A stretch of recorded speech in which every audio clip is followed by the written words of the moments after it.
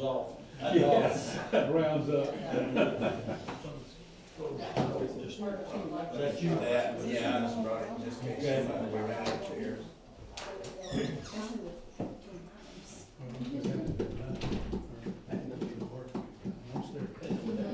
Okay. Good afternoon. Let's call the meeting to order. It is Tuesday the 24th. We're here at City Hall for our regular monthly meeting. We're going to stand for a moment. We're going to let Brother Bob give us an opening prayer, and then we'll have a pledge of allegiance. Father, we thank you always for the things you give each one of us, and we recognize at this time of business that we need to keep your hand upon us and our hearts and our minds to make the right decisions for everyone present as well as those outside the room. We ask that you would continue to bless each one of us, and we know we've been blessed with many beautiful waters and fish and way of living here that we've truly enjoyed. We just ask that the decisions made today will keep that in mind and keep that in each one of us and our lives. And we ask this in Christ's name. Amen. Amen.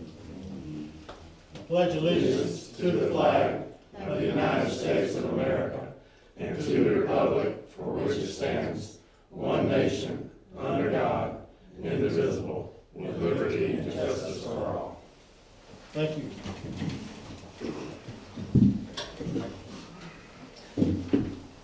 Ms. Clerk, would you call the roll, please? Mr. Pollock? Here. Mr. Smith? Mayor Kathy? Here. Mr. Wallace? Here. Mr. Putnam? Here. Okay. We have our agenda, and I'll just announce that we'll do like we have done since we've been operating pre-storm or post-storm. If you have a question about an item that's on the agenda, you can bring it up at the time. We will not have citizen comments. So, first on our agenda is ordinance 730, which is the second reading. Do I have a motion to read ordinance 730 by title only? So moved. Second. I have a motion and a second. Andy, if you would, before we read, just a quick overview of what ordinance 730, we've talked about this several times, but just for the record. Just for the record, we are looking at restructuring our fee development orders and planning approval process for the fees, as indicated on page 3 through 4. You guys can see the matrix in the past. That's just updates us so we're not losing money, that we're trying to break even when we perform these services for the citizens. Thank you. Right, we have a motion and a second to read. Ms. Jenny, would you please? An ordinance of the City of Mexico Beach, Florida, amending the city's fee for development orders and similar approvals as provided in section 33.07 of the city code, providing for severability, providing an effective date. Motion for adoption. So moved. Second. Have a motion and a second. Are there any questions from anyone from the table or our citizens? Call the roll, please. Mr. Pollock? Yes. Mayor Kathy? Yes. Mr. Wallace? Yes. Mr. Putnam? Yes. Thank you. We are graced today with the director from the CDC who has an update and is sitting directly beside Jerry Wallace. That's not. You're up, gal. Okay, I guess I'll stand. So, in light of the October 10th date that is approaching us, the special events for Mexico Beach, along with the Mexico Beach Welcome Center and the City of Mexico Beach, we're going to have a event, more so, for lack of better words, just titled Mexico Beach 1 Year Later. It's a community-wide gathering to reflect and remember how resilient Mexico Beach has been and how we will continue to move forward in a positive light. We'll be on October the 10th at the Mexico Beach Shopping Center, which is Mango Marley's Fish House, Beach Walk, Hardware Store. And we'll have free food and beverages that Mango Marley's will be cooking for us. It'll be barbecue chicken and pork. Yes. Yes. And maybe hot dogs. And maybe hot dogs. There we go. As well as the sides. And we will have special guest speakers and then live music by Rock and Randall and Flabbergasted. So it's just a way to come together as a community to kind of reflect on how far we truly have come in 365 days and how resilient the city has been and how we'll continue to move forward. So just want to announce that, encourage everyone to please come out, bring your blankets and your chairs.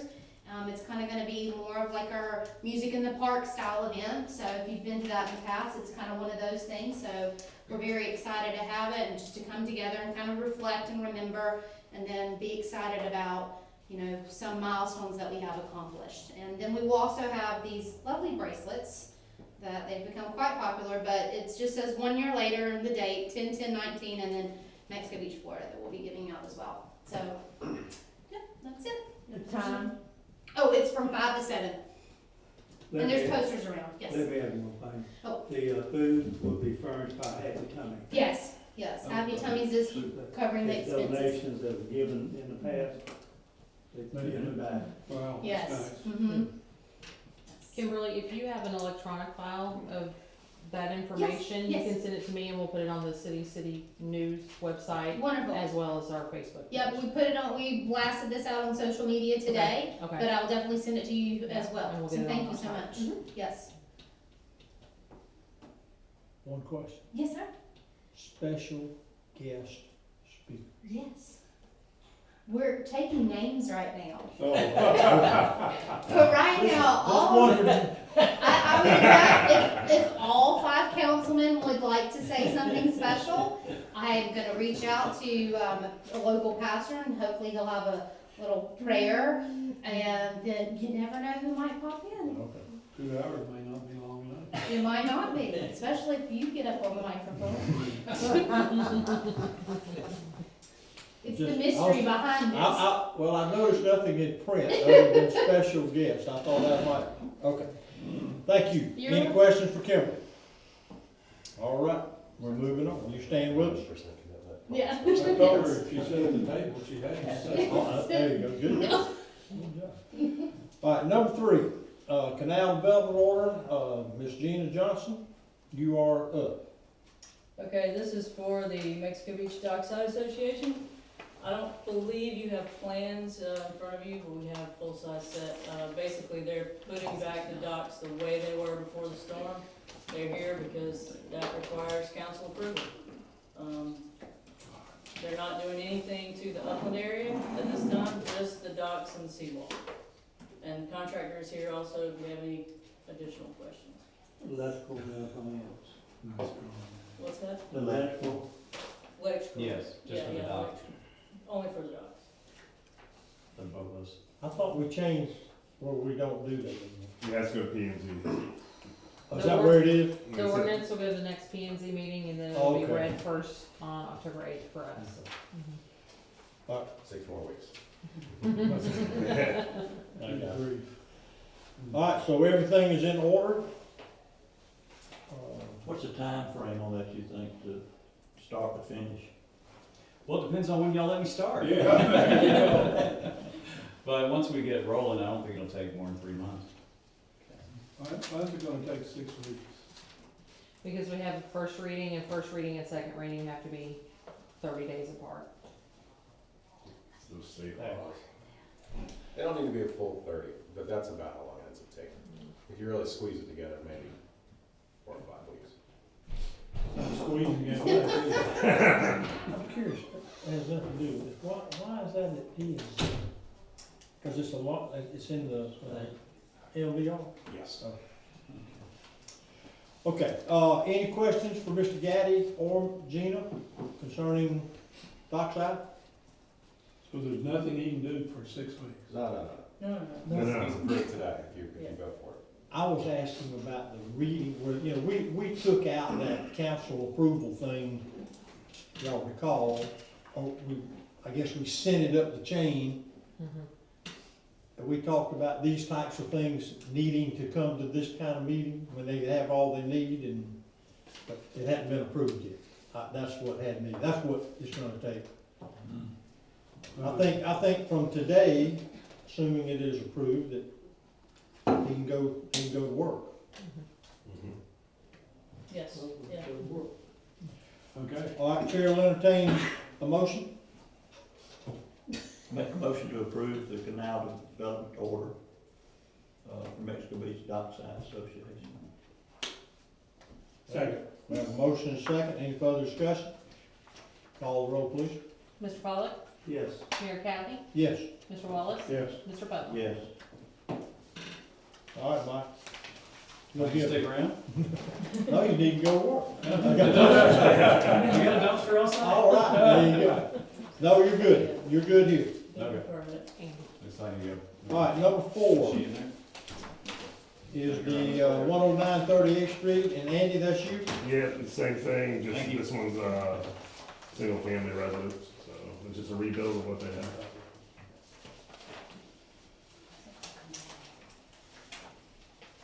All right, so we're facing the same required approval from council. They have everything they need, drawings, everything's been secured. Any discussion? Chair will entertain a motion. Make a motion to approve the canal development order for 109 38th Street. Second. Have a motion and a second. Any discussion? Again, call the roll, please. Mr. Pollock, Yes. Mayor Kathy, Yes. Mr. Wallace, Yes. Mr. Butler. Yes. Okay, thank you. Number 5 is, Thomas, that's you on the mini excavator. Yes, sir. So everybody knows, Miss Winston McIntosh has donated $50,000 to the Public Works Department for purchase of equipment. And me and Tommy Davis had sat down and went through our equipment, what's the most needed piece of equipment on the yard right now. And we actually come up with 2 pieces of equipment to bring the total right at 49,000. So I'm still under, so Andy don't jump on me. One of them is a miniature excavator. As everybody knows, we currently are using one. We have to rent that one. We're paying about $2,500 a month for that machine to sit here. This will actually purchase one for us to own it, so we can send the rental back, start saving some money that way. The second piece of equipment is a boring machine that runs off an air compressor, so we can bore under roads and stuff, but I dig the roads up to fix service lines. That saves us time on having to cut roads, come back patch roads. As everybody knows, we check the board roads every day because we have to cut them. Well, this would allow us to bore under the road with no disturbing of actual asphalt. So it saves money on having to do road cuts. So, Do we have a lot of call for that? yes, I probably have, if this machine was approved, I'd have it within a week, and I probably got 10 jobs lined up for it already. Now, this is a separate donation from the McIntosh Foundation. This is the new one that she had called, I talked to her, me and Tanya, 2-3 weeks ago, and she wanted to do something specifically They- for public That works. foundation and Winston gave that Mhm. donation to Sunset Park. She did 2 of them. Mhm, Okay. she did. One for Sunset Park and one, she donated an additional 50,000 for public works. That's what I'm saying. Wow. Yeah.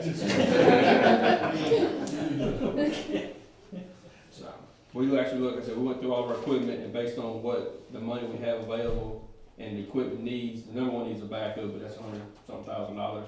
So now we got extra off the back. So we went to the next piece, which is the mini excavator and the boring machine. So.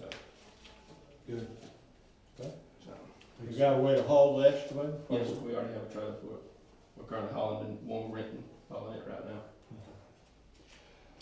All right, so due to those amounts, even though they're from a foundation donation, which is awesome, I hope we properly acknowledge her and her foundation. We will need a motion to approve the purchase of, Thomas, do you have a total amount? Yes, sir, give me just a second, I'll tell you the exact dollar amount, what was on there. No, it's 43, give me just a second, I'll tell you.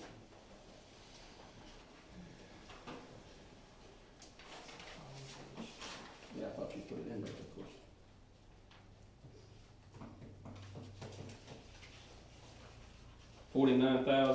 $49,713.29. Okay, and I believe we can have one motion that approves that amount of purchase of equipment for the public works. Make a motion to approve the expense of $49,713.29 for Public Works mini excavator and boring machine. So, Have a motion and a second. Is that a, where we submit, we pay and then we submit a invoice to the foundation? No, the foundation, actually, we got a letter in last week with their letter of intention, and the check is being certified mailed, so it'll actually be in our account and come directly out of our account. We don't have to. It's not- We're sending, yep. They pay it directly. I like doing business like that. Yeah. Nice. All right, we have a motion and a second. Any further discussion? Is there any opposition to that motion? Let the record reflect the pass it 4-0.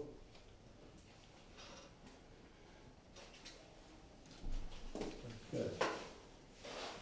And Andy, we certainly, I know we have a procedure for donations, but one like that, I think deserves a little more personal touch. Yeah, what we wanted to do is once we got it in, maybe get some photos of it. Get it delivered. There you go. Yeah. And we can get it that quickly, in a week? I'm waiting on, the board machine will be here within a week. I'm waiting on the meeting will probably have to order it, so it takes time to build it. But we'll send her a thank you up front, but when it comes in, we'll do a We'll do a photo. formal. Maybe with the public works staff around. Yeah, please do, please do. You gonna mention about the trailer? The dump trailer? Yeah. Go ahead. Also, just on the donation side, J.D. Smith got with me the other day with me and Tommy. I think his name's Chip Blackburn, everybody knows him. He has a foundation, I don't know the exact name of the foundation he has. But they were looking to spend some money for the city, and they come to us, asked us about equipment. And they went out and purchased a brand new, I think it's a 14-foot, 12,000-pound dump trailer for Public Works. The only thing we have to do is we have to go to Marion and pick it up. As soon as it's been approved, me and Tommy's going to Marion and get the trailer. So he done another donation for that. I can't remember his foundation. They told me, I can't remember off the top of my head what it was. We need to certainly recognize So that. well, there's two of them we're gonna do, so. Okay, good, So I just throw that out there. awesome. So see, All right. Are you, Thomas, anything else? That's it for me Okay. on that item. All right, number 6 is, minimal house size requirement. Andy, that's you? Yeah. So, a couple of the council members, along with planning and zoning, have been inquiring about this. I got with Gina, and we kicked different ideas around because of the lot size variations and trying to figure out a way to do it. Whether it would be a percentage of the lot or what have you.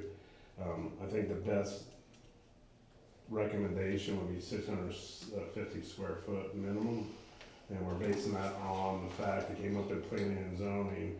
And I think there are some multifamily units that are about 650, and that we would be consistent with those smaller multifamily units. It still isn't perfect, because if you have a big lot and you put a 650 square foot house on that big lot, it's gonna look small. So, but it's the best recommendation me and Gina could really come up with all the research we did. That's heated, 650. Under air. Yeah. And is that only for a detached home as opposed to Correct. multifamily? It's only for the detached, single family residence, correct? And you guys, obviously, if you wanna, I've heard numbers anywhere from 650 to 750. Staff doesn't have a preference, we're just trying to get a sweet spot that y'all are comfortable with. Andy, can we do, since we can, if we can do a minimum, can we do a maximum? Yeah. How can you do a maximum? I'm just asking. I wanna say that actually planning and zoning discussed this, and I think that they had somebody mentioned 40% of the lot size. Yeah, that's right, we have a maximum based on lot size already. Yeah, So Yeah. you can only build out to a certain percentage of your lot. then just go up.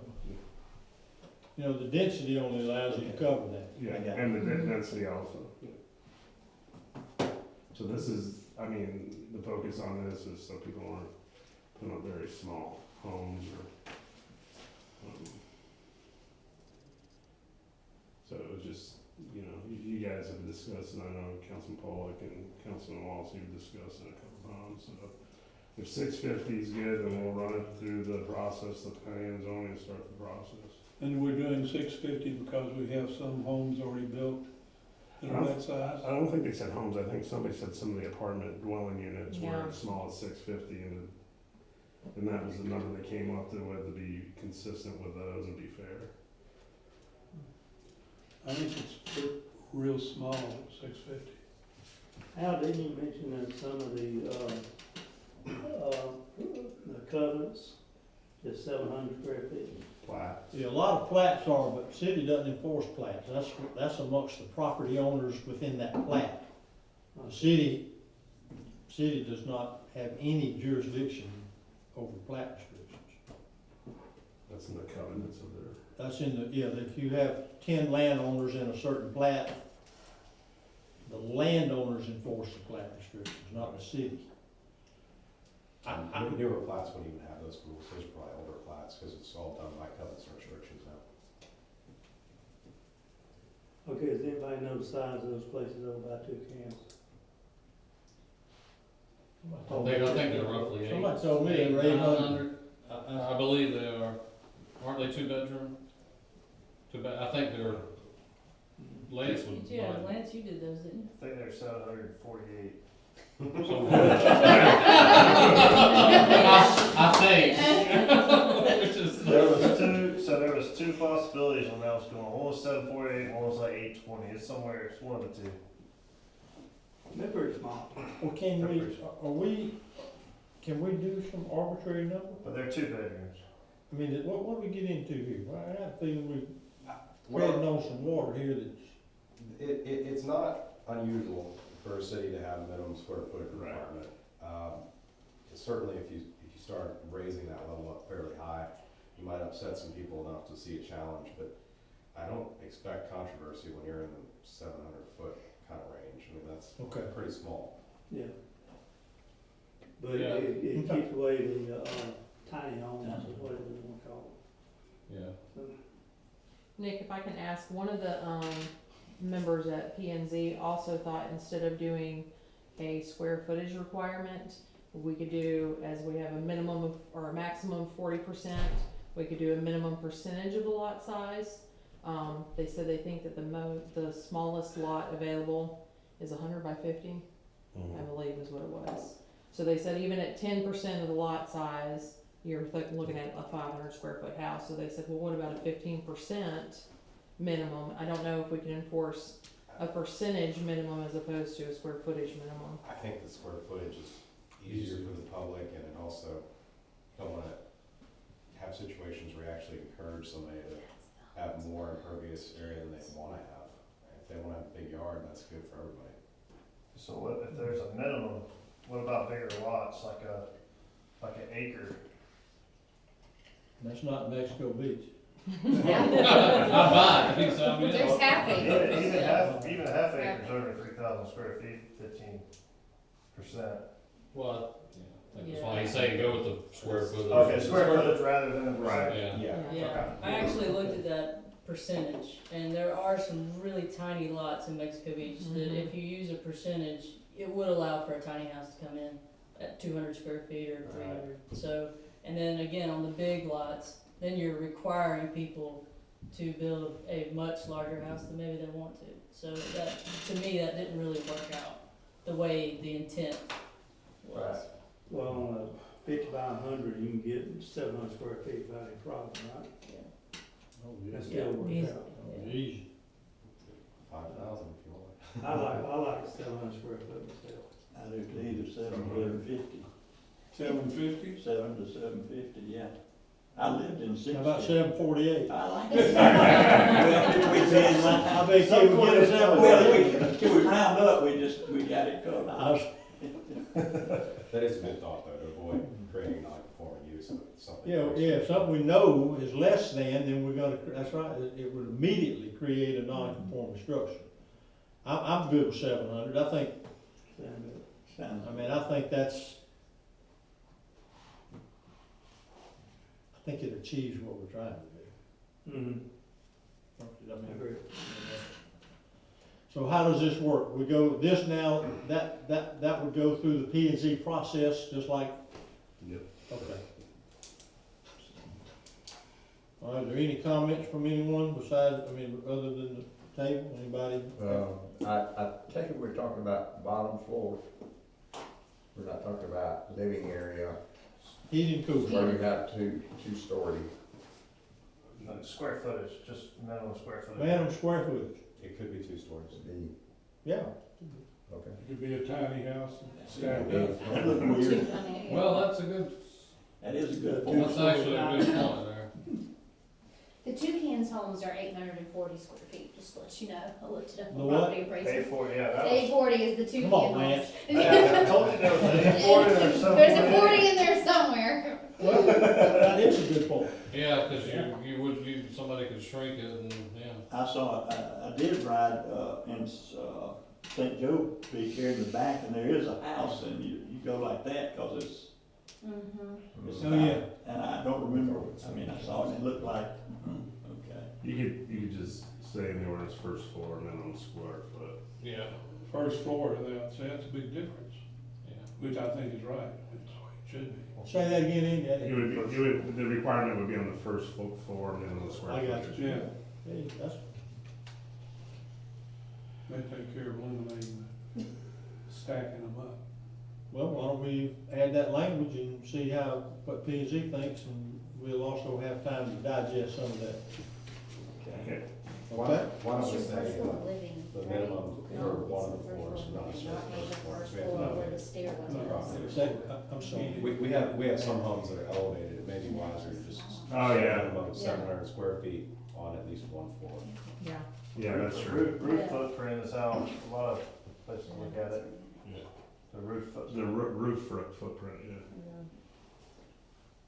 Well, why don't we use some language, That we all. see what P and Z, yeah, whatever we do, don't make it where we gotta have two Philadelphia lawyers and Nick to figure it out. We don't want to get in that one problem. Yeah. I'll work We with don't want that. you to have no No, problems. we don't. All right. Me and Nick No, will I'm work serious, on it. that, Yeah. I mean, we do things sometime, and then we look at it, somebody comes in here and says, well, here's what I wanna do, and we think, well, we didn't think of that. Yeah. You know, so, this is one of those things, but the floor thing I do like. And that's, Mhm. okay, are we good? We ready to move on? Right. Okay, we'll do, Dina, number 7 is you. So this is a request for an amendment to Eisen Russo's task order to up their not to exceed to 3.3 million. That's based on, there's an email from Michael Green from Eisen. That's based on where they estimate they will finish, and it also allows some contingency in the amount, so we won't have to come back and do it again, to carry us through dredging and debris. And just to make it clear which portion of that we're responsible for, I was just crunching the numbers, but remember on the debris portion, that's already been, it's at 90%, so FEMA's paying 90% of those costs, including the monitoring associated with debris, so we would be responsible for 5%. So that means roughly our city match on this, if they went to the full amount, would be $175,000. But again, that also covers the monitoring for the dredging. And the way I understand the reason for the increase when we first started, I think it was back in January, we didn't really know how much debris we were gonna have. So I think we underestimated the amount of debris, and their original task order not to exceed amount did not include the monitoring for the dredging at that time, because we hadn't started yet. But we did do a separate task order for dredging. We did not. The monitoring for dredging is a part of debris removal. It's just at the time when we turned them loose with the not to exceed, we were only counting on, the amount of manpower for the debris. We hadn't thought ahead to the dredging portion because that project hadn't started. But as far as FEMA is concerned, debris removal, dredging, it's debris. And so the monitoring was for But both. we did a separate task order when we got ready to do dredging. For Crowder Bluff, yes. Yeah, Yes, That's what I'm yes, talking about. yes. And there's no mention in it about, Well, because Crowder Gulf is the actual contractor, and Think of Eisen is the, kind of like the monitor, the construction management, that. So theirs is a separate cost, it's not included in Crowder Gulf's task order. okay, the FEMA recognizes that. Yes. It looks like from their email that they're already close to 2.8 million.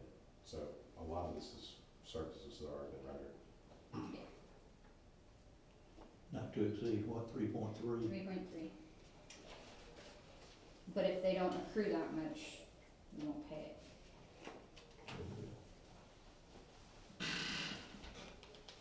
Okay? Y'all know what I know. Any further discussion? I don't, what is the option? Yeah. And what do we, we talk about 3.3 million like it's peanuts. That's just for the monitor. Yes, and the city's portion, Yeah, that we're responsible, 175,000. 175, roughly at 90%. And that's not a new 3.3 million, that's raising the original. That's raising, the to original was 3.3. 1.5, Right. so that's right, raising it to 3.3.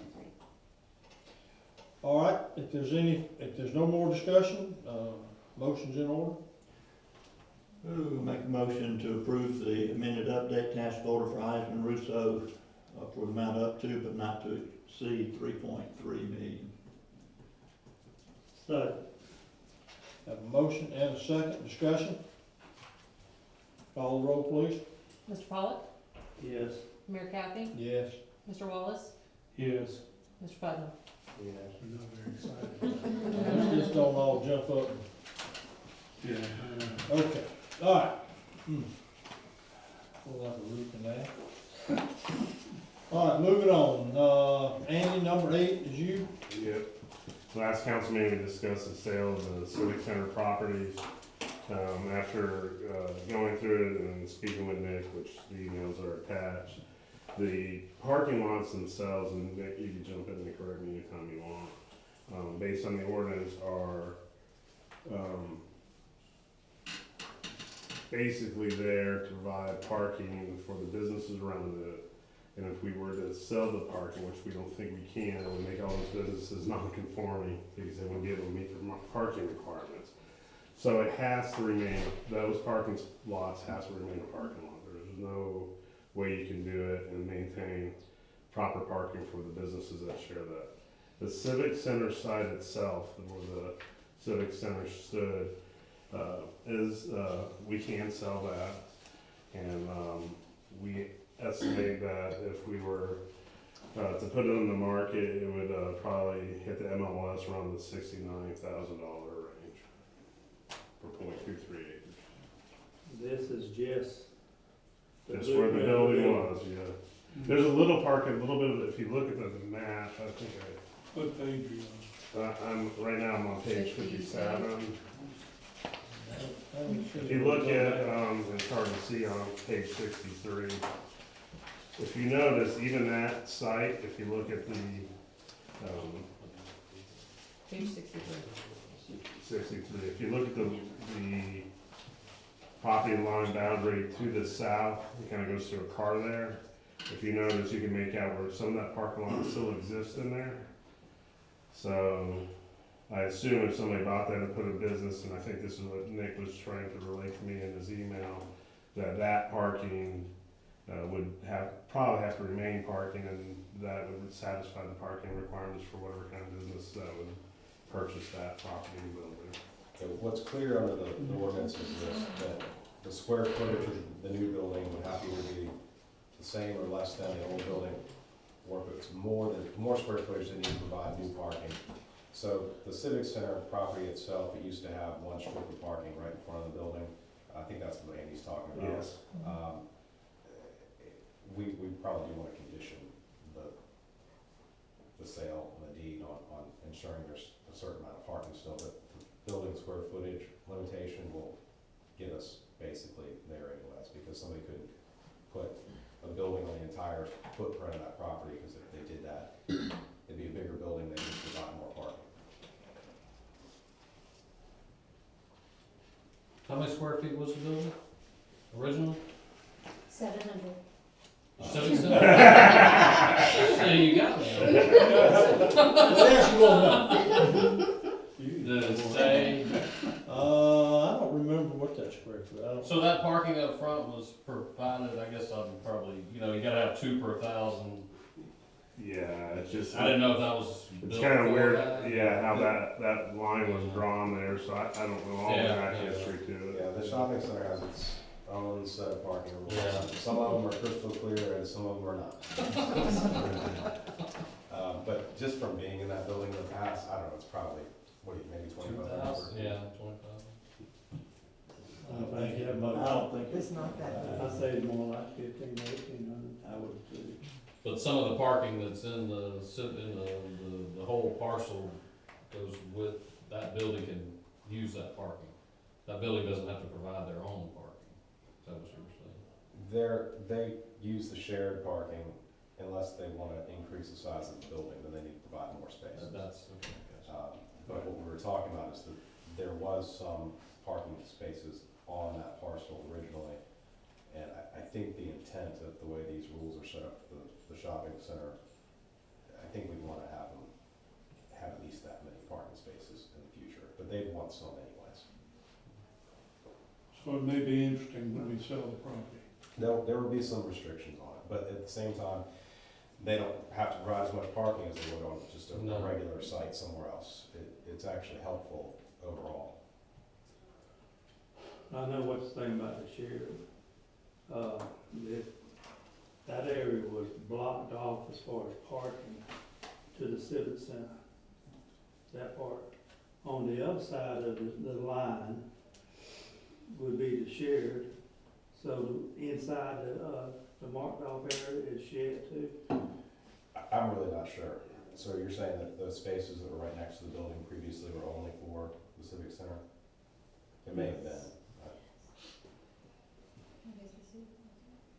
Well, before we do anything, I think we need to be able to find all this, because nobody's gonna wanna buy what might or might not be. Well, we can, if we're selling it, we can decide what we think the most appropriate rules are, and we'll make the sale contingent on this. If we wanna be a little more conservative on our interpretation, we can be, because, I mean, you can condition the sale any way you want. But I don't think today was intended to be a final decision on this. It's more an update that, yes, the property could be sold, but there would be some restrictions. The city's likely to end up in the area that's all just parking. Then there were other conversations last meeting about what is the future's intention, the council's intention in the future about building some kind of equivalent facility somewhere. I mean, before you sell that property, you wanna get comfortable that you don't need it.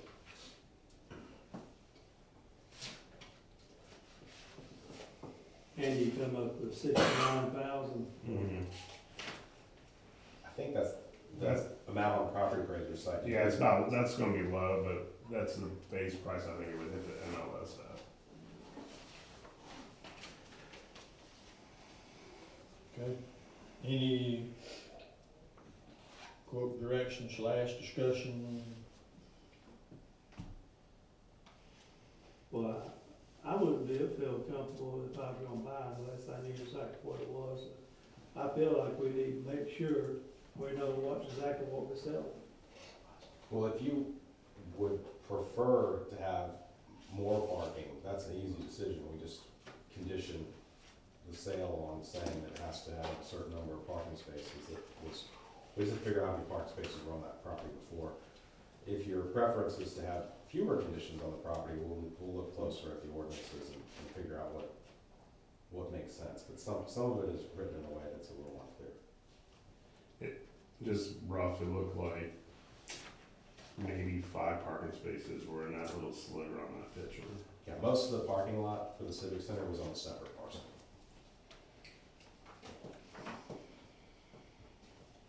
Now, that was done, if y'all may recall, every business there started putting their little, no parking space reserved for mango margaritas, parking space reserved for fish house, or whatever, they had, and it became, if you parked in front of the fish house and went over to Mango's, everybody was out there saying, wait a minute, you don't do that. Well, and so the parking thing was done so that it is common to every business in the area. That was the purpose behind that, to give the shopping center that distinction of that those businesses were grandfathered in to this, whatever the parking requirement is now, I don't know, but that, and so the city encompassed all of that property that is now parking, which is technically city parking. Yeah. Each business probably owns a sliver of property. Fish House is the only one that's different that I'm aware of. They actually have 2 lots that are part of parking, 2 or 3, I can't remember. But all of us there, the property lines, they just made the parking based on the buildings that were there. So, You know, yeah. they Parking didn't- space. And then the engineering company marked them off for the spaces to accommodate that and the stormwater drainage plan. So I'm like, Nick, I don't think we can't sell the parking lot except to be a parking lot. Correct. You know, that's, or we shouldn't, let's put it that way. So we're going back to the blueprint of the property. Yeah, to the blueprint of the property, and if we wanna look at that, I agree with Bobby, we ought to know either by a little survey or something that shows, so somebody could look and see, or we'll even know what it is that we're, if we wanna do that, I think that would be the next step, is just identify exactly what is for sale, and what does it look like on the map. I agree, I mean, Are these meets and bounds? Or are these actual parcel platted parts? It's what is off the property appraiser. So they are actual parcel numbers, they're not meets and bounds when you get to them? They're like lot 6, block 3, Correct. unit 7, Yeah, if or you look- whatever? Yeah, if you look at the data, Okay. that's how it's. Okay. Let me ask you a question, because I'm unaware, how full was that parking lot when everything, before post-storm, did it get pretty full? Oh, absolutely. When there was a council meeting, Yeah, we got yes. council. No, I mean, I don't know, I just, The whole parking lot, Yeah. like in the whole center? Yeah. Oh, yeah. because another considerant, just throwing this out there, that, you may even wanna hold on to it for future parking, Yeah. if we don't build anything. Well, there's no other businesses that can come there but what were there, because the shopping center's already Right. defined, by area. And everything, what's north of us is part of that 88 acre, or Yeah. part of that parcel is the 88 acre core property. So that's just another option. Still, This- sure, This parcel, it's a meets and bounds description, but it was deeded to the city in 1997, so we already have a legal description for it. yeah, but it is meets and bounds. It's meets and Yeah, bounds. that's what I thought, because Joe Rayburn, and he cut up everything. So, okay. All right, so where we going? Moving on? Or just identify what we have and bring it back to us? I think we need to identify that, we need to know exactly what we got. Maybe get a plat map and draw it out on there or something? We can do that. Yeah. All right.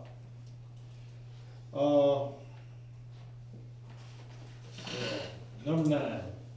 Andy, that's also you. Okay.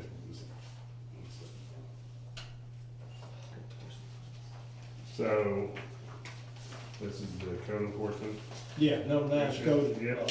code enforcement. Sorry about that. I was What making page? a- 64. 64, and then the attachments behind it. So, working with Cheryl and going through, to get a schedule going that would meet our needs. We kinda took Hammond City Beach and took the applicable fee schedule, took the items that are applicable to us and, put them here for y'all to look at, as a start of getting a schedule together so we can have actual schedule of code enforcement fines for various violations.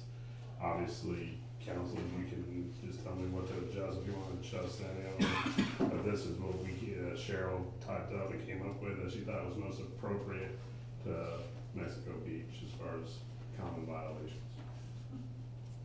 Yeah, we would adopt this by resolution at a later meeting, but this is a good opportunity to think any of these are high or low. So to provide some feedback.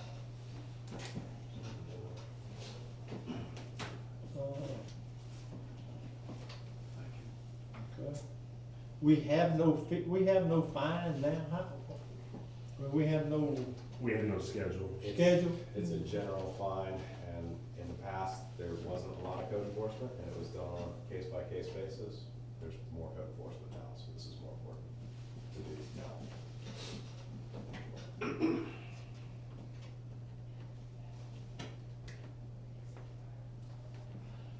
Now, these fines are part of the procedure for the code I mean, they get notification, or you don't walk up to them in the house and say, put $100 fine on your door.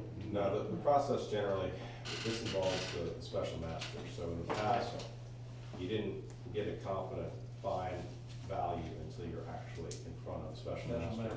That's right. What we would prefer to do, what we've adopted now in our process is when somebody gets the citation, you put in the citation what the fine amount is for what they've done, so they know what they're dealing with, and the city knows ahead of time what's an appropriate amount. And that will either get confirmed by the special master, or the special master will say, no, there isn't a violation, or if they don't request a hearing, then the special master just signs off on the paperwork, and that's the fine that applies. They just fine become part of the tax lien? We can do that. It's not an automatic situation. So anytime the city is actually fixing property, improving property, we should certainly do that as a tax lien. If it's just a pure fine, those should be just liens on the property instead of on the tax roll. They're just a property lien. Right. What about when we send them a certified letter and we hear no response? Could we include in their initial letter, it's a fine if you do not get back in touch with us some way or other, by phone or personally or by letter? Because sometimes these people just, according to the code, they don't pay any attention to the letters. That's the process we have already. It lays out what the city's obligations are on notice, and if we do what we're supposed to do and don't get any responses back, then that's a waiver of hearing rights, and we would just proceed with the fine amount that is from the schedule that would have been on all paperwork original. It would be in the original letter stated that way? Well, the initial violation would say some effect, if you don't correct this, you can incur a fine of $100. Well, I think sometimes the code person is, when they're able to talk with some people. Right. We find out the problems they have, and maybe it's an insurance deal still going on. But I wanted to make sure that we get a response after sending the letter. And if we don't get a response, it's saying in the letter, you can be fined X number of dollars. That's our process now, because what you want to avoid is a situation where you spend 3 or 4 months trying to contact them. Exactly, and yes. You can't locate them, or they're ignoring you. You want to be able to still reach an end point in the process, and that's how we set up our rules. Which is possible. We designed things to be quicker than the prior process, but you still have to provide a little time for due process. Okay. Andy, again, how did this list come to be? I heard you talking about that, but I didn't. We looked at Bay County and Panama City Beach. We thought when we went through Panama City's extensive list, me and Cheryl decided that those are probably more applicable than the other ones. I got you. And we narrowed their list down to the most common code enforcement violations Cheryl's been seeing. Okay. I think Panama City Beach had like 150 different violations. What about dogs on the beach? Do we fine people for that? There is something on there, yes. Shoot the dog? Andy, are these meant to be daily fines or just one-time fines? Right now, we're proposing one time. If we want to make them daily in the violation description, we can add daily.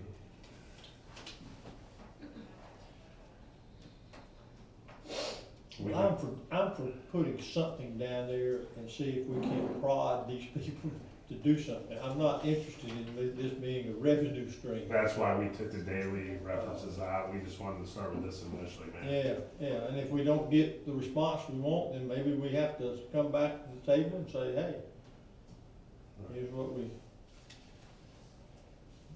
Okay, so the process for changing this, did you say resolution? Yes. Do it through resolution? Yes. Okay. Well, do we want to get that sort of formally drawn up in a resolution, or we want to look at this and decide next meeting what we want to do, or how, what's council's pleasure? Quicker the better. I'm for go ahead and do a resolution. Okay. Well, why don't we do that, and we'll have an attachment to it, people will see what's out there and see what they think. If you aren't one of those that's, I don't see any citizens here that probably fall under that, but maybe one over here. Oh, come on. It's all good. Somebody call. Are we getting complaints? Just give me a buzz. There you go. All right, so Andy, we're good about getting that drawn up, whatever Nick or y'all, how we need to do it, and we'll get that process started, okay? Dana, you're up again. Number 10, water repair.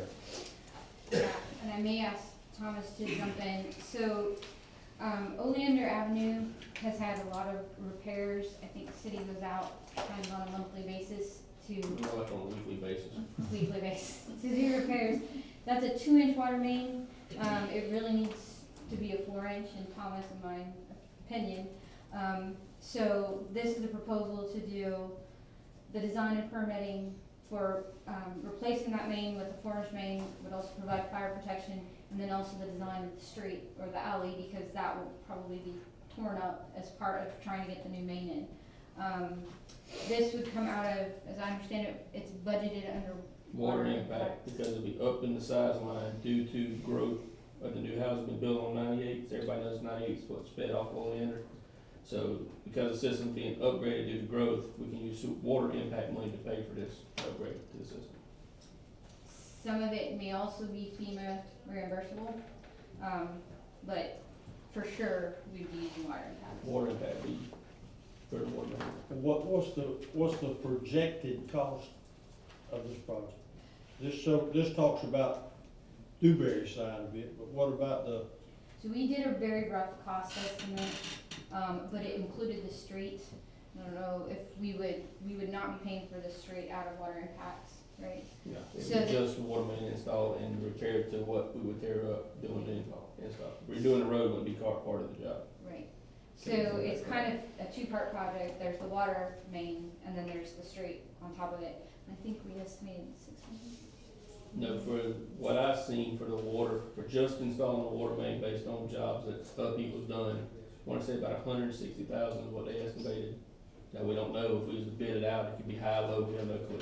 And that's just the water. That's just for installing the water main. And in impact money, currently we have, it was, water impact was 320,000, so we have way more.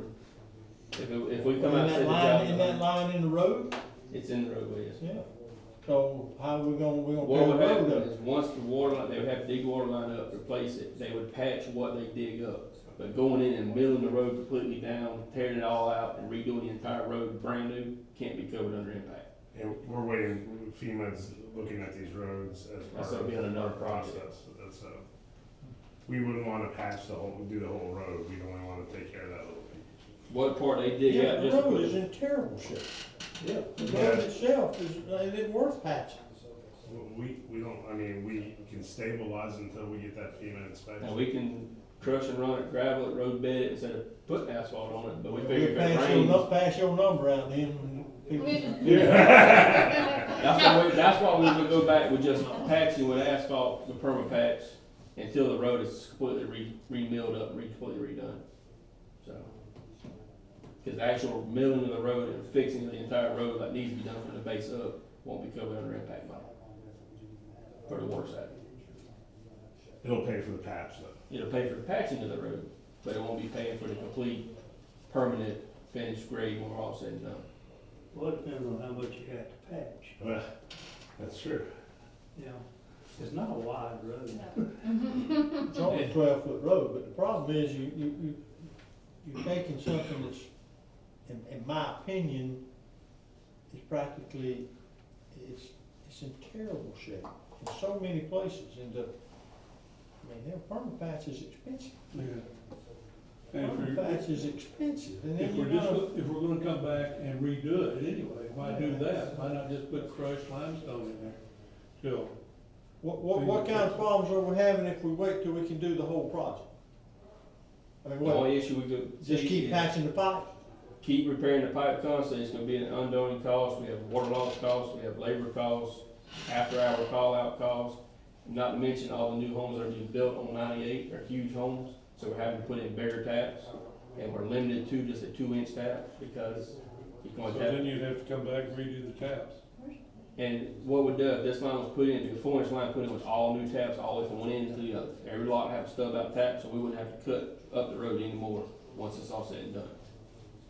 Makes sense. But the issue we're running through right now is water loss, labor costs of having to repair, plus materials. The materials aren't cheap to fix it. And then, again, growth. Do As you people start dig it building, up, or how do you get the pipe out?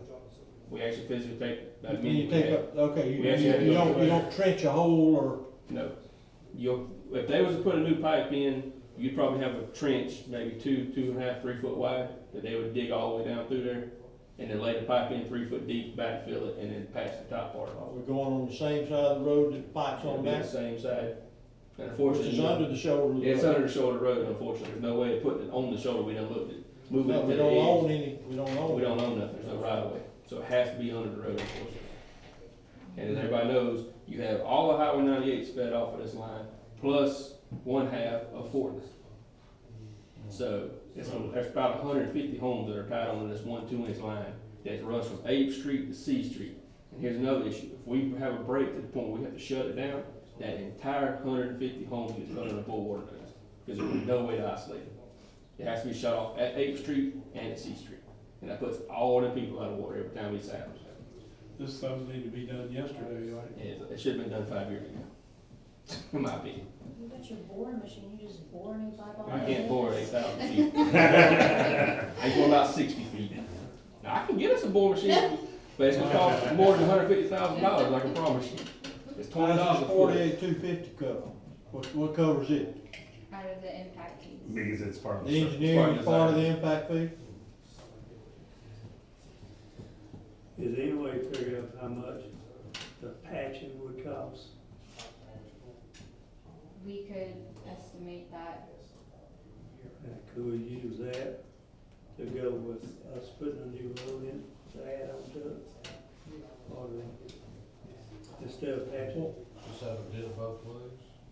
You would apply the cost of the patches against your impact fees and use other funds to do the rest of the road. Yeah. It's logical. Well, aren't we gonna get some FEMA money for these roads? Yes, Yeah, they tore all up. yes. Tomorrow is actually our inspection to establish the damage citywide. Well, I'm for putting the water line in and put clay in the hole, so we know what we're gonna do. Well, there is some other technology, I don't know if we've used it That here. perma patch is terribly expensive. There's some soil cement stuff out there that we've used from Yeah, other I've used- jurisdictions I've that's used much rock less beds and- expensive. It'll look like dirt, but it'll be as solid as concrete, and I can contact my contacts and see what that cost is. One of my fears, and I know Thomas y'all thought of this, but that road is in such bad shape that to dig it, You go up there it's and not, bore you're up. not gonna get some little It ain't like you're on perfect 98 trench. string. No. It's gonna tear that asphalt. Oh, And it's Yeah, so I mean, thin, what I it mean breaks is- so easily. Yeah, cause it's wafer thin and worn and cracked, and it's been, hell, I bet it's been cut 100 times in that I length. probably cut it 50 just in the year I've been here. so could we just backfill it with crushed limestone or something like that? And then maybe put that soil then- seal and, And then quickly get FEMA to say, hey, we need a new road. that Like I said, depending on quickly the- and FEMA aren't two words I ever heard. Yeah, fix it. Yeah. What we can do is do the water line job, backfill it with some kind of stabilized soil or something instead of asphalt. Right. And then when FEMA does the roads, it'd be the first road on the project to get it completely milled. What about the sewer? There's a sewer line. Sewer line's intact, there's nothing wrong with On that. the opposite side. It's On on the the opposite, opposite side, right? they have to be separate sides of the road. Right. They gotta be separated. So we're not gonna, No. that's not gonna impact that sewer main. No, because they have to be separated so many feet apart, so. Okay.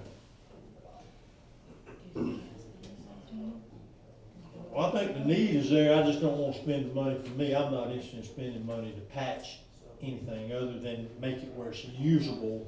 Right. And deal with those property owners. You know, they may be happy to have a rock road instead of that thing they have. Yeah, for a while. Yeah, I mean, knowing it's, Slow people down. People fly up down that little road. There's a speed limit on that road? Yeah. It don't apply to you. okay, well, the need, the project need is certainly there for me, and if we can, so we think the water, are we looking at $200,000 counting the engineering? Is that what you're guessing at that, 160 plus 50? What was the numbers that, you got the numbers that Caleb did? I think it was right around total. Cause they had redoing the road in there, we had to take that part out, so it varied their estimate based on that. And we're at three, what'd you say, Jim? 320, 829, 88. 320,000. We haven't talked about needing that money for something else, where sometimes. This is the one we thing, impact money, this, we're trying to use it. We're trying to use it instead of general funds. Oh, yeah, absolutely, I mean, we haven't. No, we haven't We haven't obligated the impact obligated money that to for any something other- that we, No, not this time. And that's what we did, is we sat down and looked at the needs that we could use the impact money for. And this was one of the needs we identified. okay, council, discussion or motion? And Dina, is this task order still appropriate with that small change, not doing the asphalt patches? No, we would do, I made a note on that. This would include the final design of the road too, so that when we are ready to actually pave it, you would have the plans and the design and permitting to go ahead and do that when you're ready, but we would also include an intermediate temp fix until that happens, so it would be all encompassing. Okay, so as is, this is Yes. correct, okay. What's the max amount? Well, this is just for the engineering part, The of engineering part. 48,250, that's all we really need to. That's all we do? That's all we do. Okay. Go ahead, Rich. Make a motion to approve the engineering of Oleander Avenue upgrade from a 2-inch main to a 4-inch main. So $48,250. Okay. Have a second, further discussion from anybody? Is there any opposition? Okay, motion carries 4-0. Yeah, I have another one, but this one's a little easier to spell. So there's another task order for water main repairs for the portion along Highway 98, by the El Governor, and pieces of that were completely washed out. And then also, if anyone's driven by the church on 15th Street, at Lyson, where we have cones and the parking lot is torn up, there is a water main and sewer, or storm sewer, and they're on top of each other. The storm sewer is damaged, or was it the water main broke and then The water created a main, the hole? water main and the storm drain pipe are laid on top of each other, directly on top of each other, whoever did that, I don't know. And what happened is the storm drain had failed, and that in turn broke the 6-inch water main, that's why there are big craters in the parking lot. So, And the problem goes all the way up to, where Wyson and Rockland come together on 15th Street. It's that way all. so this would be to move the water main out of the sewer so that it's, between the road and, Storm drain. yeah. So that doesn't happen in the future, and then also repair the portions of the storm drain that are damaged. This would be FEMA reimbursable. And again, just so that we know what our match portion is, based on the current 12% match that the city is responsible for, the total task order is $29,780, but the city's portion at 12% would be $3,573. That is more reasonable. Yeah, but that doesn't fix anything. That just gives us an engineered plans. That doesn't fix a thing. We don't have a choice, we've gotta fix it. Oh, I know, I just don't want, I want the money side of that to be don't know what it is. we don't know what that will, So do a contract. what happens to the parking lot? we would have to repair the entrance, yeah.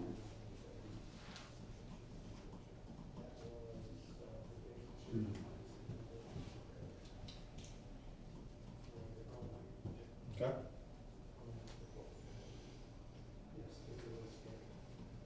Just lovely. Is that why I saw the car wheel Yes, sir. and the whole backside of it? The storm, they had pulled up on the grass, and the storm drain actually collapsed under the car, and the whole front end fell in. Yeah. There was an RV parked there and everything, we scared the RV, so they said, top of it on its side neck, we got it all moved, and the police department combed it off, nobody can pull up there. But we're worried that storm drain collapses, somebody pulls up, it collapses, it falls and hits the water main again. Yeah. 6-inch water main, coming off the pins of a lot of water, it's gonna go somewhere quick. And that's what we're concerned about now. Okay,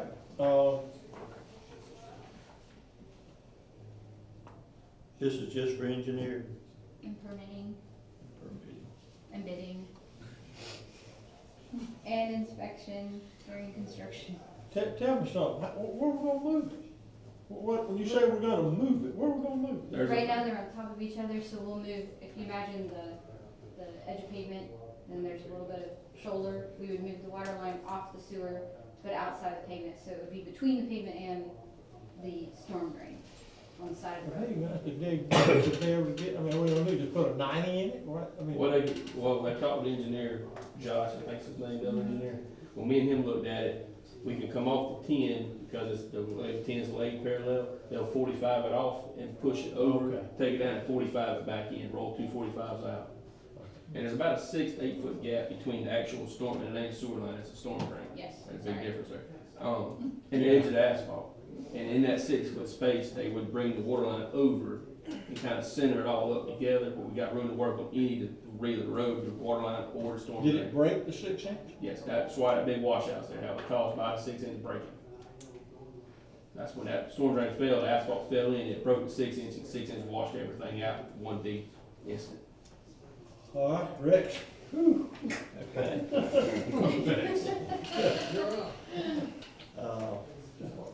Make a motion to approve the task order for engineering services water main repairs, US 98, and for the design and replacement of water main, at Wysong Avenue, in the amount of $29,780. Second. Motion second, any discussion, any opposition? Motion carries 4-0. Thomas, does our as-built drawing show that way? The as-built for the water Yeah, sources? what, the existing as-built water line, does it show it that way? Yes, sir. It does? Now, it doesn't, I don't have the storm drain laid on top because the water line, storm drain top, 2 different as-built. But the as-built, if you measure from the as-built, it shows all right there.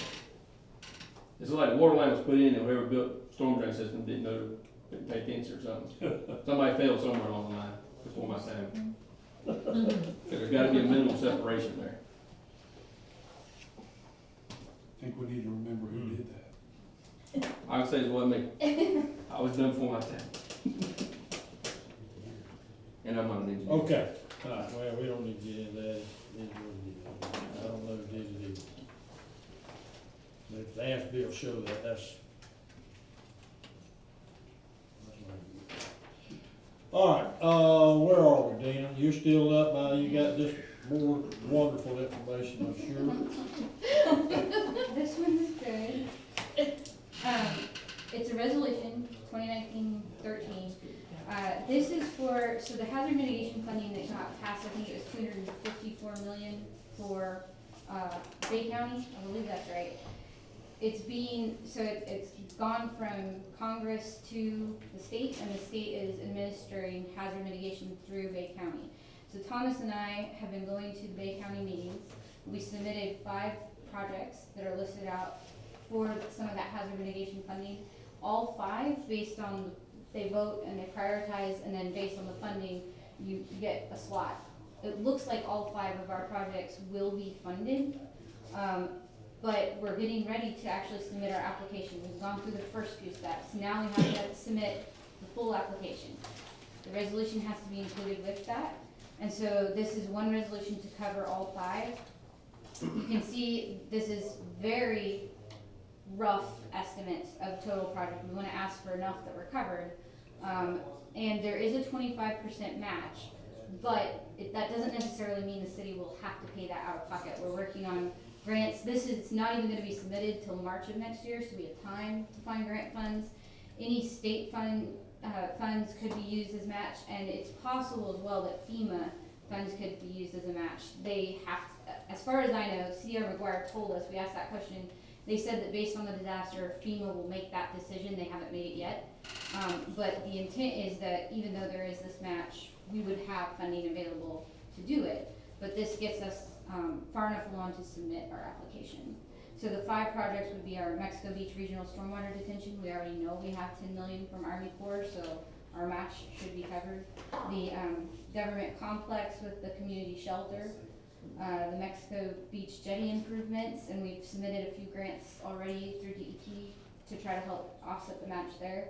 Our wastewater system improvements, and the Highway 98 armory and parking.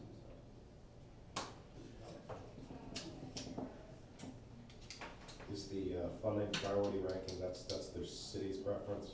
No, it's actually, they had a form that you had to fill out that had a scoring criteria and then a cost benefit analysis to it. So when we filled out their forms, this is the ranking that they got based on all of those elements.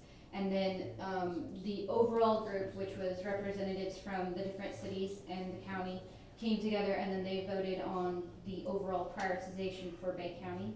So it went through kind of 2 rounds of scoring, and all 5 of our projects scored high enough that even though they're in this 1 through 5 priority funding, they should all be funded based on the counties. Does that mean that these are actually categories? It's not our first priority, second priority, third priority? It is. There's other ones, there are projects throughout the rest of the county? There's multiple, yeah, so if you look at the Bay County list, there's multiple priority ones. Those are all gonna be funded. So, but all 5 of ours should be, if that makes sense.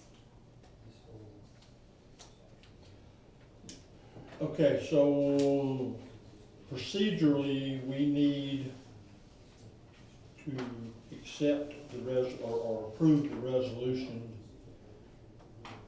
so that we can continue to apply for the money. And that's sort of really a moving target. Yes. In many ways. Mhm. Yeah, and so if we get to the point where the project is about to be funded, and we don't have the match, then obviously that project won't be funded, but. What if we end up in the course of time where we get funding for something that we don't know about now, that's on this list, it would just reduce the amount of money that we would need? It would count towards, yeah, it would count towards our match, right.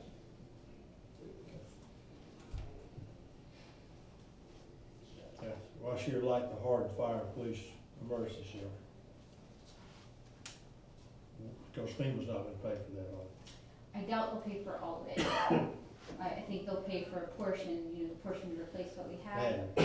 And they'll pay for some of the mitigation, I think, but I think it's good to have more than one source. Yeah.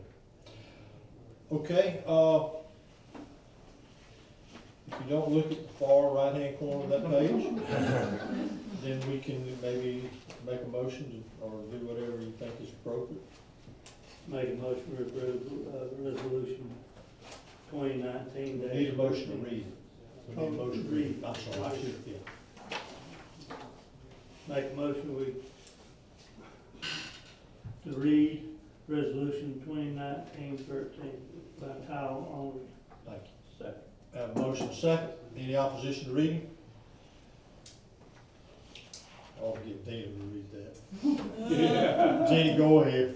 Resolution authorizing City of Mexico Beach, Florida to approve hazard mitigation projects listed in the Bay County Local Mitigation Strategy, LMS Plan, as amended, and approval of the 25% match for the Hazard Mitigation Grant Program funding. Thank you. Is there a motion to adopt resolution 2019-13? Make a motion to adopt resolution 2019-13. Second. Have a motion and a second. Any questions? Call the roll. Mr. Pollak? Yes. Mayor Kathy? Yes. Mr. Wallace? Yes. Mr. Putnam? Yes. Thank you.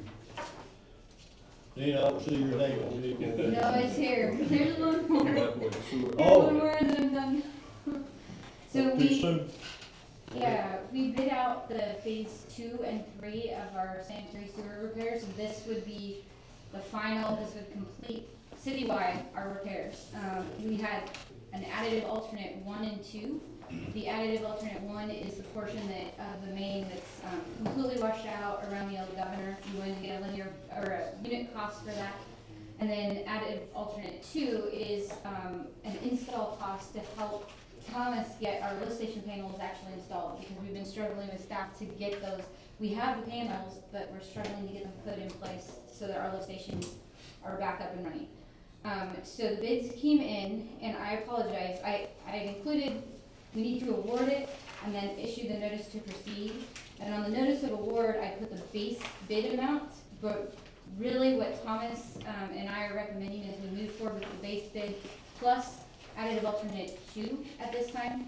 So it would be citywide repairs and the lift station panels. And we could wait on the gravity sewer that's washed out along 98, because that's not quite as pressing yet. So on the notice of award, the contract amount base bid is $425,700 plus the additional $159,000 for additive alternate 2, which brings the total of $584,700. But the good news is, I don't think we'll be out of pocket, because all of this will be FEMA reimbursable, so theoretically, 12% of that would be $70,164. However, we also have SRF funds for the lift station panels. So between the two, and we've confirmed with the state and Atkins that SRF funds can offset FEMA match and vice versa. So our out-of-pocket expense on this, I don't think we will have one. That sounds good. Whatever. Now, does this include the panels? Yeah, it includes Installation? yes. This is the, you know, we've already purchased the panels and they're all laying on our yard back here in the back. This is the physically. I thought them we had going- somebody that got that bid to put them in. No, we had a bid to purchase. That was just to purchase the panels. And, Florida Rural Water was helping us install. Was that them Gary? for a while. Yes. That was helping, Yes. supposedly helping? Okay, I mean, I don't Yeah, get into that, but I'm I'll just. not go there on that one. You know my take on that. So, So we still have 14 to install. So this is just installation. dang, I thought, okay. I thought Royal American Well, American was doing phase 1 sewer repairs on all the south side from 20. Yeah, I thought there was something. They gave us a price. They but- gave a price as alternative, but it never went anywhere. Yeah. Because they were saying that Florida Water was gonna help us install And FEMA said we Yeah. could change it. our. And then, well, That you fell know, how apart and, that fell and so apart. they were sitting over in the yard. So again, total amount, I apologize, that notice of award amount is just the base bid, so the total amount would be $584,700.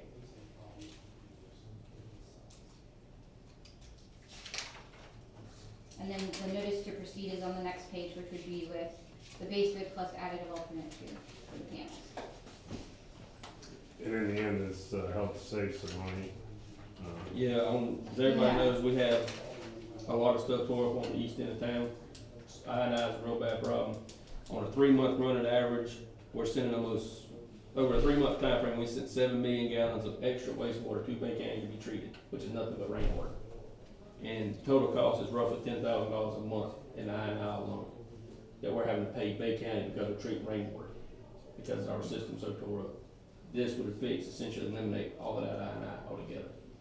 And we saw a difference after we got the repairs done on the west. Yes, on the west side, the I went down, but significant amount of it still coming from, and Jay Smith was here to attest to, every time it rains, 7th Street lift station alarms because it cannot keep up with the flow of so much rainwater running in due to broken Well, I thought lines. we fixed it. We've done the west side, but we stopped at roughly 24th Street, so now we're doing the But south. we had a list, we identified them, and we said we were gonna do so many. We paid for like 7 or 8 of those to have those, Panels. no, The line repairs. the lift stations. We were gonna reline them, reseat the tops. We didn't do that?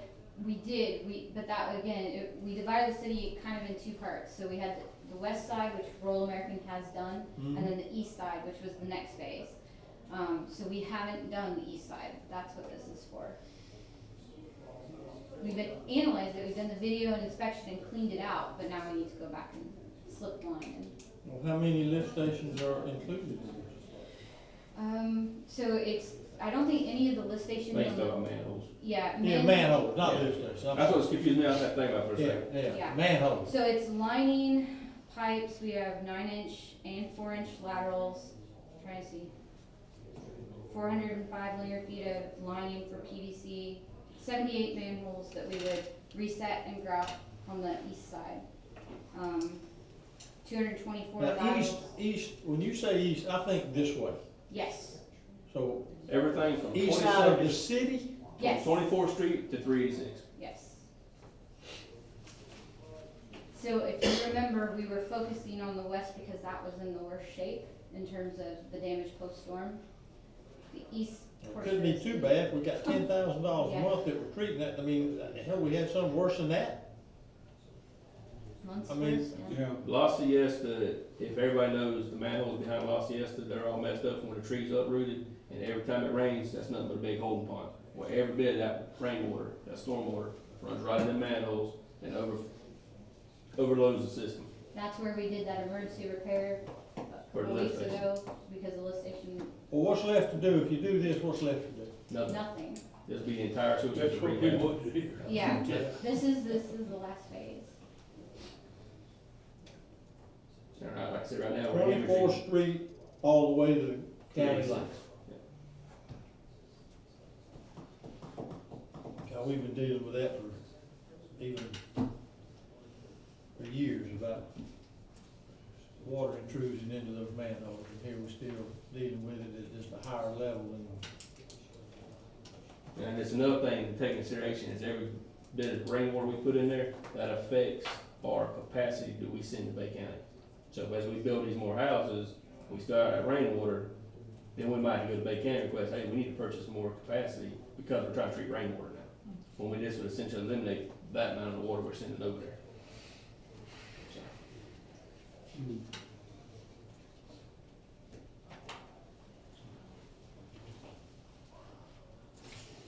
No sense me saying that, because you weren't here. Then it's just a waste of time. All right, meaning Thomas wasn't here, he wouldn't. yeah, that's the unfortunate thing, I'm trying to fix everything. But I think this council, that this is not a new subject. We have discussed this for a number of years. Meaning rainwater intrusion into manhole covers. And for the record, it was my understanding that we had done, obviously mistaken, but it was, Oh, pre-storm, didn't we line manholes a couple years ago? I wasn't here. I can only speak from what I've yes, done. yes, we have been lining so many a year. We've talked about this, and maybe during the storm, something happened. I don't have. Well, I know a big majority of it is over in La Siesta area. But I know that that is what he's saying about treating that water and what we pay. That's a big deal because it counts against our capacity. And if we gotta go request more capacity, it's because we're treating rainwater. It's not because we're actually treating sewer. And we're not making money on rainwater. And that's actually a positive that we have gone and done manholes, because that's something FEMA wants to see. We've done our job. This is storm related, which makes it reimbursable. Yeah, tree stumps and. Now, I see this in here this is under the actual contract, where we're doing so many vertical feet of manhole, linear feet of 8-inch diameter line, 50 clean out replacement, 78 manhole frame and covers. What is a frame? Is that the ring? That's the ring that the lid sits in. Isn't that where the issue is?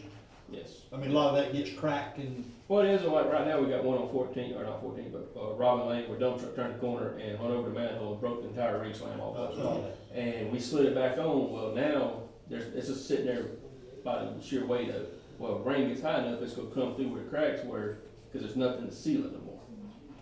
And we have Fifth in Maryland where a pipe's destroyed from a manhole, now we have to Oh, that's pull it, the on the road. roof. All that's laid out here your project documents, this is basically it's the smaller, more general part of your contract. There's all Yeah, the it's tax- based on so plan. there's lots of other details you don't have to pack. All right, so on the notice of award, it is actually $584,700. Correct.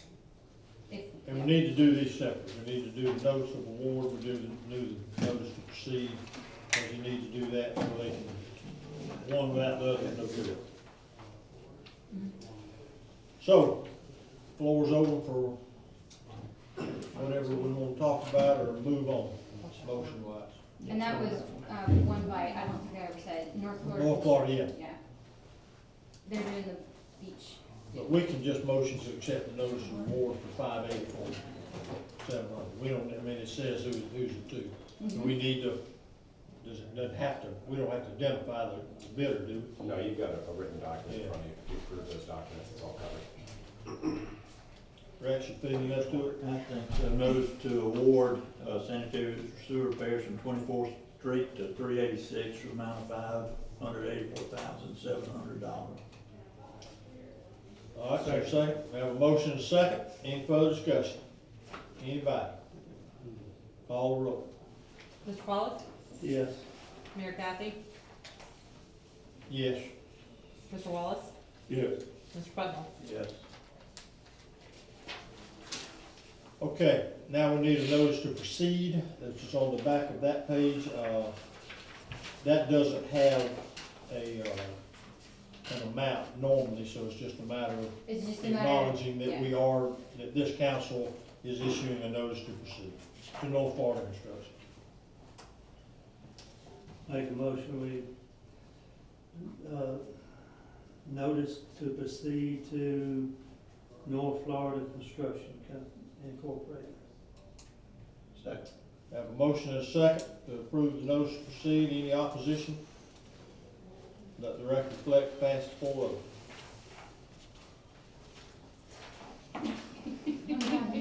Oh, I know. You are no longer on the agenda. All right, Jenny, you're up. You wanna take this one too? No. Well, I know we've been kind of talking about finding a place that we can have our city council meetings, because we're outgrowing this room a little bit. We had toyed around with using the Casuna Clubhouse, come to find out, it's, you have to jump through all kinds of leaps and bounds with insurance and rentals and all that. So we have actually decided that we're gonna have our city council meetings over in Public Works like we did last week for the special meeting for the police department. We've ordered 30 chairs. We'll be able to sit 30 people comfortably. We've ordered the TV, all the technology that we need over there. We'll have to get a flag for over there, so it's their place. But I just wanted to bring it to the attention of the council, make sure everybody was okay with us having our meetings over there. We'll also move our PNCs, so don't let me forget to mention it to them as well, and make it a public announcement that that's where the meetings will be from here on out. That can be very good. That'd be awesome. Wouldn't it be better if we changed our meeting times then? Meeting times are completely up to you. They can work with whatever you wanna do.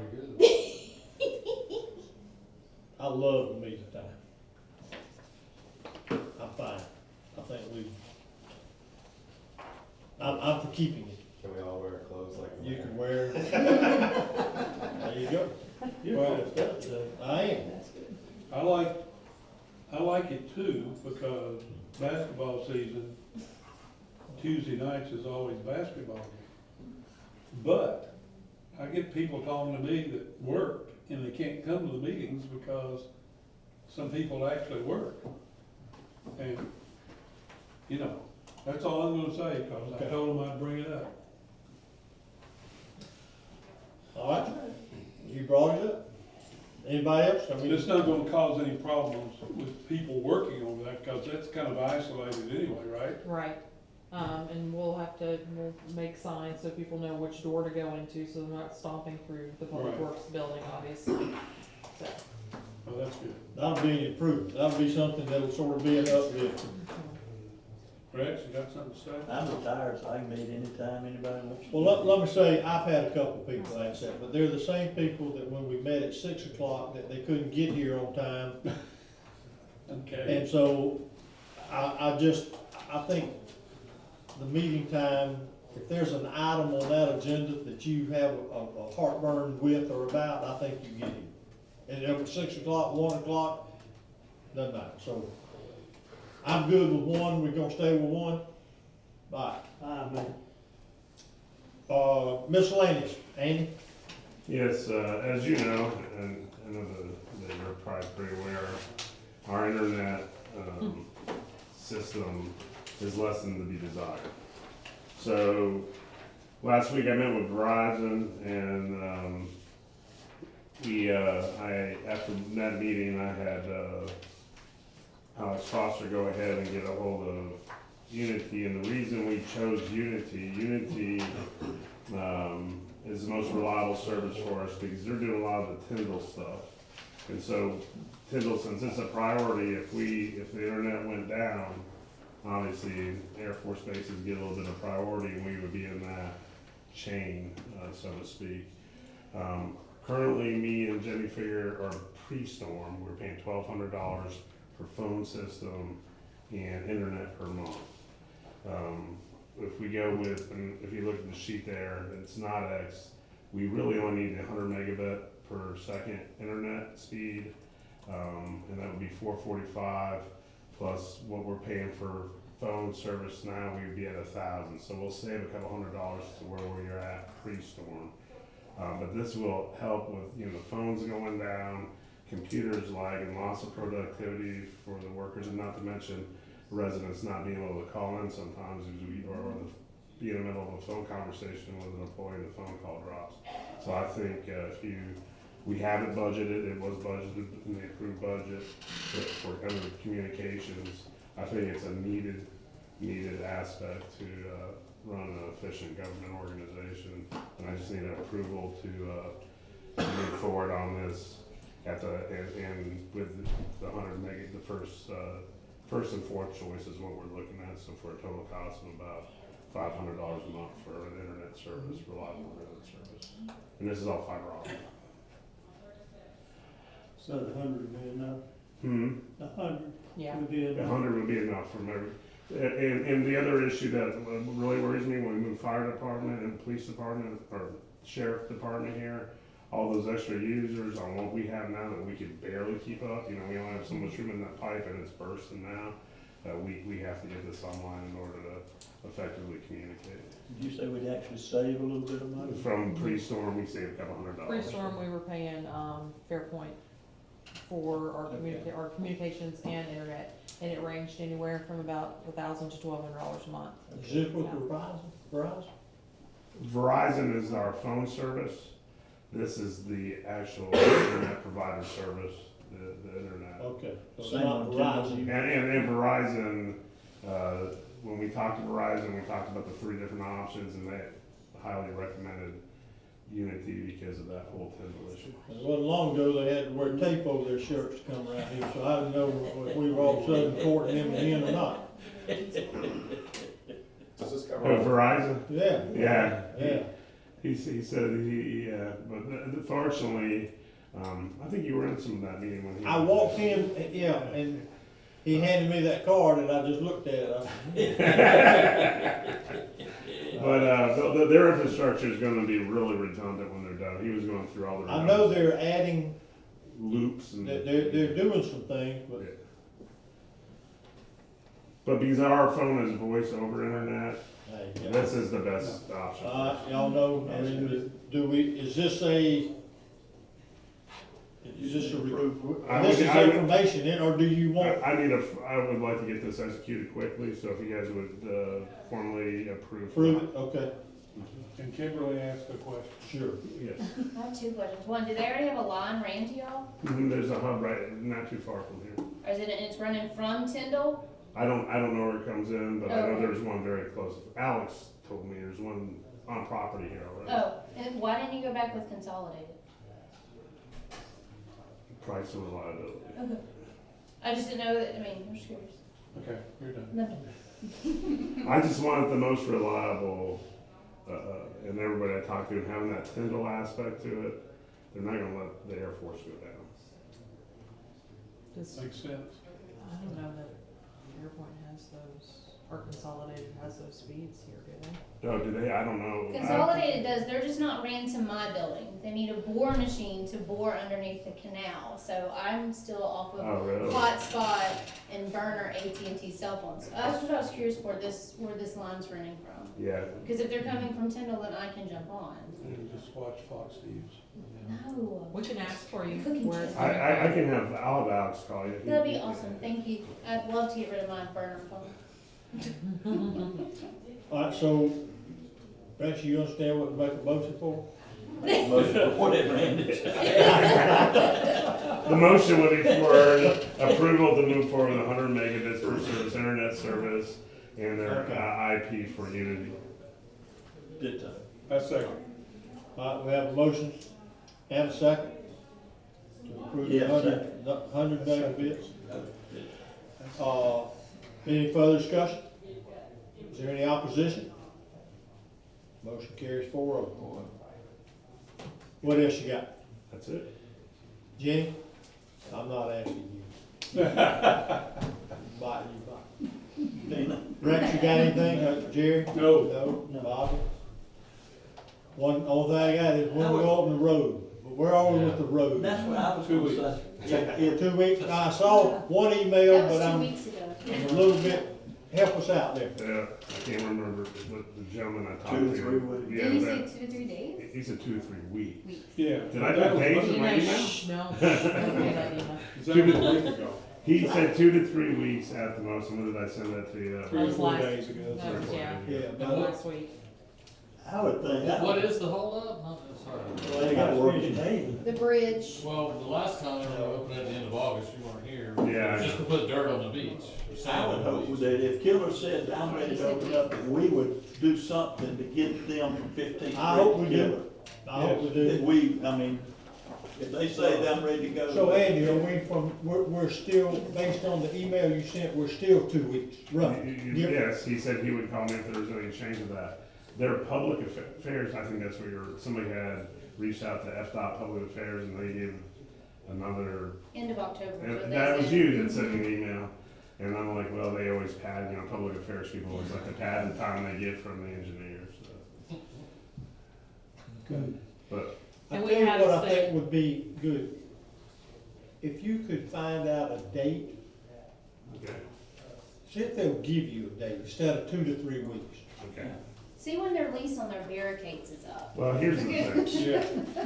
There's hardly any of them left. They've been run over. Take the rest of them away and open it up. If Killer Seafoods is open, as much, they don't, Think you got it? there's only, 4 or 5 pieces of equipment down on that road right now Yeah. anyways.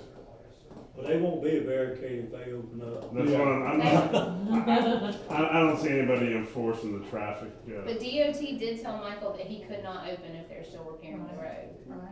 That's what that's what DOT guy told Michael, you cannot open if we're still fixing Okay, your road. well, Well, then help me with from 15th Street coming east to the bridge. That section of the shoulder of the road. There's nothing been done there. I know that's part of the arrangement. Aren't we waiting on DOT for us to install our water lines, sewer Yes. lines? Yes. and that's when when he mentioned 2 that, to 3 weeks. temporary lane closures and MOT, I'm assuming it was for the 2 areas that are chip sealed and Okay, that shoulder.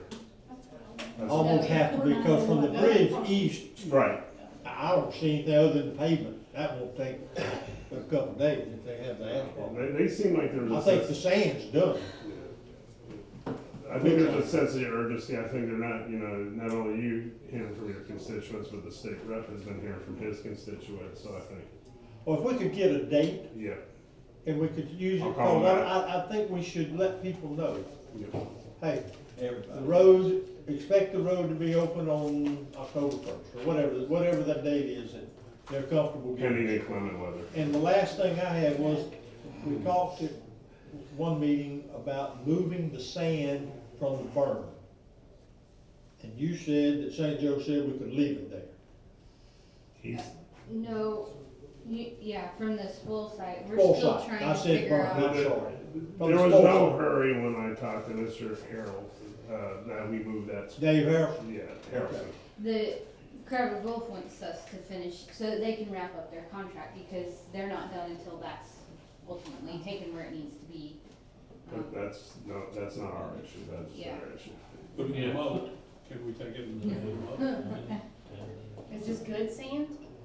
Yeah, it's cool. It's not beach compatible. Then it's not good necessarily, sand. But it's But a it's good good fill. fill. Not what I was asking for. Yeah. So the bottom line, we're gonna leave it, Right now, I'm gonna leave it until, I mean, St. Joe's in no hurry, them close it unless there's something that comes up that I don't know Okay. that's contractually obligated. okay, then good. Crowder- Last thing Crowder Golf Course for us. for me is the 25 acres. I'd like to get an update on what we have done, who we talked to.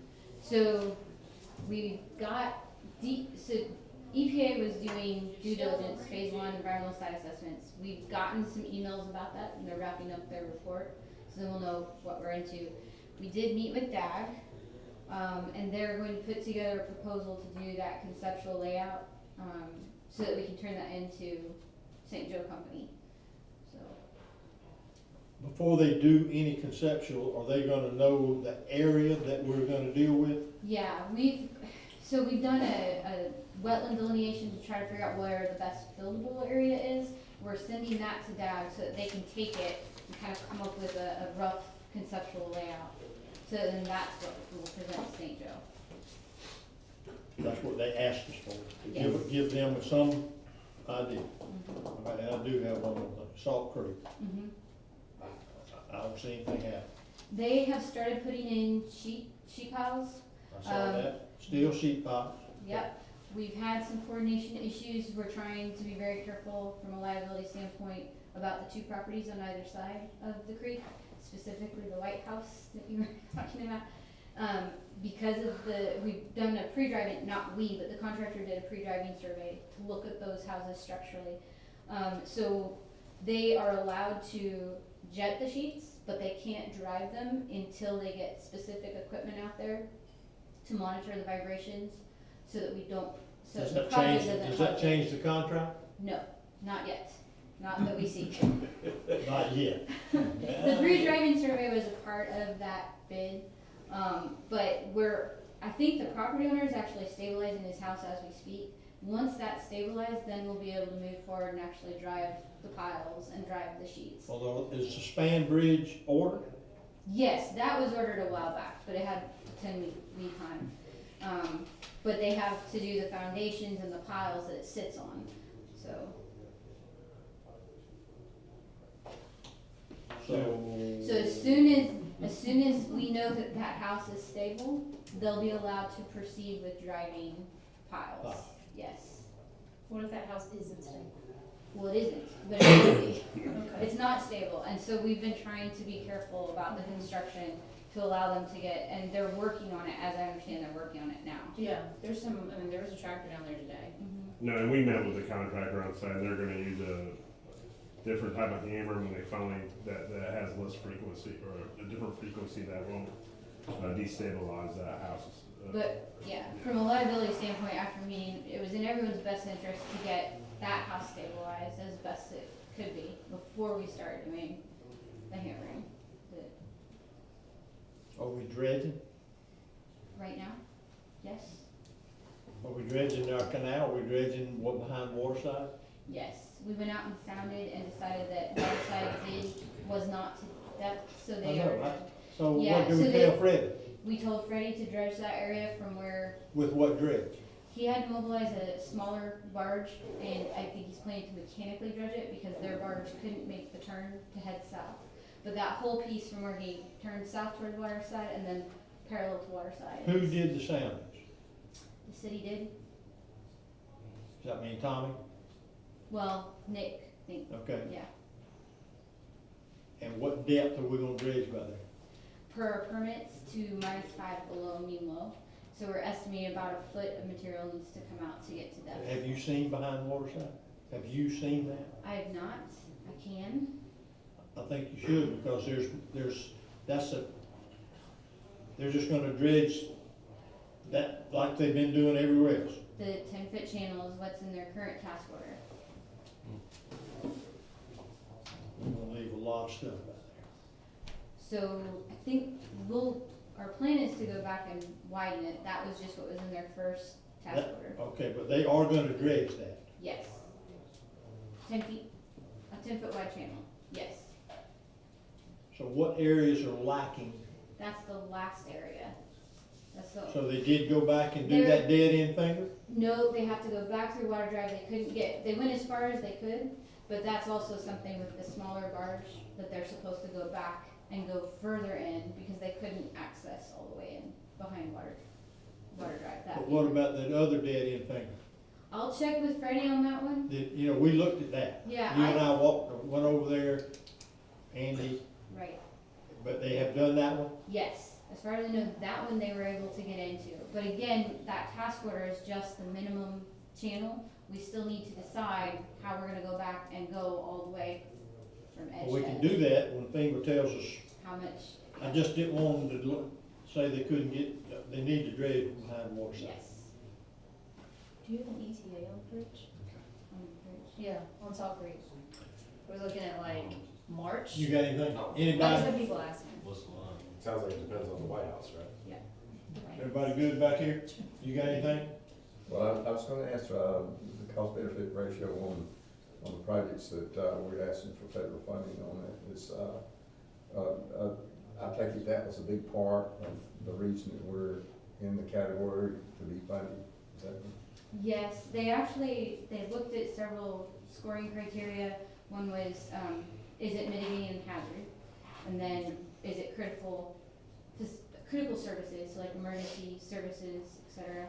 And then, environmental impacts was one of the criteria, the cost benefit.